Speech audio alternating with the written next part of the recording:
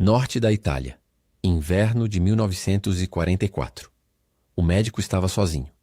Os outros membros da equipe haviam saído para buscar suprimentos. No posto médico havia 11 soldados brasileiros feridos, alguns inconscientes, alguns em pós-cirurgia, nenhum em condições de se mover. Então o médico ouviu o barulho lá fora. Vozes em alemão. Muitas vozes. Ele foi até a janela. Na neve, a menos de 50 metros, havia 30 soldados alemães armados caminhando em direção ao posto. O médico não tinha arma. Não havia para onde recuar. E 11 brasileiros feridos dependiam completamente dele. Ele respirou fundo. Endireitou o jaleco branco com a cruz vermelha. E foi até a porta. Na FEB, os médicos militares não operavam longe da linha de frente. Os postos médicos avançados ficavam a poucos quilômetros do combate, às vezes menos. Isso era necessário. Um ferido grave que levasse horas para chegar ao atendimento raramente sobrevivia. Quanto mais perto do fronte o posto médico, mais vidas salvas. Mas havia um preço para essa proximidade. Com as linhas de frente em constante movimento nos Apeninos, um posto médico podia estar em território aliado de manhã e em zona de combate à tarde. E os médicos, pelo Código da Cruz Vermelha, não portavam armas.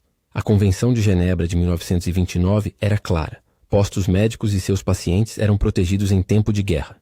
Atacar um posto médico marcado com a Cruz Vermelha era considerado crime de guerra. Médicos não podiam ser capturados como prisioneiros de combate. Feridos em tratamento não podiam ser executados. Na teoria, esse era o escudo do médico. Na prática, dependia de o inimigo respeitar as regras. E nem sempre respeitavam. O médico brasileiro sabia disso, e ainda assim foi até a porta. Para entender o que estava acontecendo, você precisa entender o caos da frente italiana em 1944.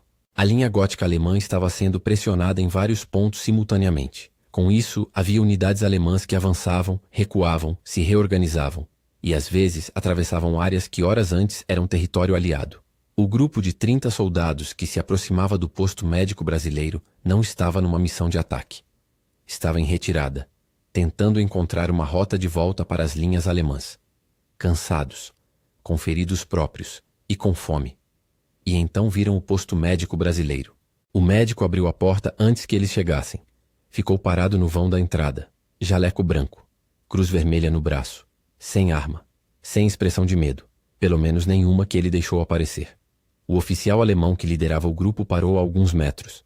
Os dois homens se olharam. O oficial falou em alemão. O médico não entendia alemão, mas entendeu o gesto. O oficial apontou para dentro do posto, depois para seus homens. Queriam entrar. O médico não saiu do vão da porta e apontou para a cruz vermelha no próprio braço. O oficial alemão tentou empurrar o médico para o lado. O médico não se moveu.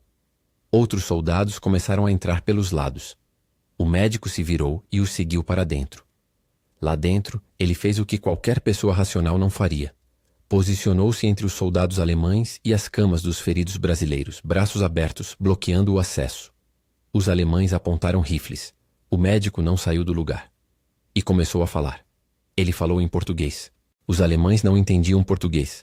Mas ele falou mesmo assim, com a voz firme sem tremer, apontando para cada elemento do posto médico enquanto falava. Apontou para a cruz vermelha na parede. Apontou para os feridos nas camas. Apontou para o jaleco branco. E então fez o gesto mais ousado de toda a situação. Pegou um caderno, escreveu as palavras Convenção de Genebra e mostrou para o oficial alemão. O oficial alemão sabia o que era a Convenção de Genebra. Sabia o que significava atacar um posto médico protegido. Sabia que havia câmeras de guerra, jornalistas aliados e que a Alemanha já estava perdendo, e que crimes de guerra teriam consequências. O oficial alemão ficou em silêncio por alguns segundos. Olhou para os feridos nas camas. Olhou para o médico de pé na frente deles e ordenou que seus homens recuassem. Mas não foi embora imediatamente. O oficial alemão se virou para o médico. Fez uma reverência rápida, um aceno formal de cabeça, o tipo que oficiais alemães faziam em reconhecimento. E saiu. 30 soldados nazistas armados. Um médico brasileiro sem arma. 20 minutos. Tem uma pergunta que fica depois dessa história. O médico tinha medo? Com certeza. Qualquer pessoa teria medo de 30 soldados armados na porta. Medo de morrer. Medo de ver os feridos sob sua responsabilidade serem executados. Mas ele foi até a porta mesmo assim. Porque havia 11 homens que dependiam dele. E porque havia uma regra, uma lei de guerra que existia exatamente para momentos como aquele. E ele acreditava nessa regra o suficiente para colocar o próprio corpo na frente de 30 rifles. Não foi força física que salvou aqueles 11 brasileiros. Não foi uma arma. Não foi um resgate.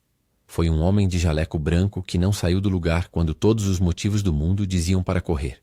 A FEB tem histórias assim em cada companhia, em cada pelotão. Histórias de homens comuns em situações impossíveis que fizeram a coisa certa sem ninguém ver.